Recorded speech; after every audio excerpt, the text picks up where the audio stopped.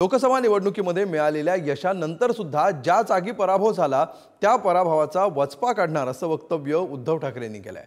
तर ठाकरेंना मिळालेला विजय ही सूज असून एकनाथ शिंदे संपला नाही तर जिंकला अशी प्रतिक्रिया मुख्यमंत्र्यांनी दिली आहे।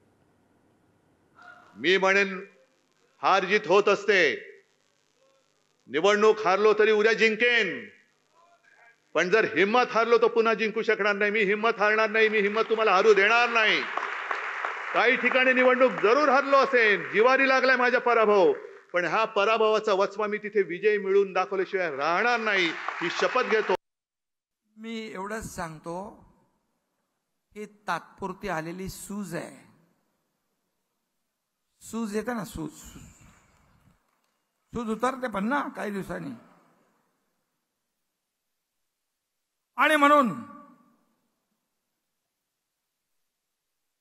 एकनाथ शिंदे संपणार, शिवसेना संपणार असं काही जण बरळत होते,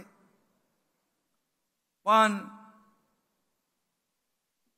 या राज्यातल्या मतदारांनी त्यांचे दात कुठे घातले? घशात। त्यांचे दात घातले घशात।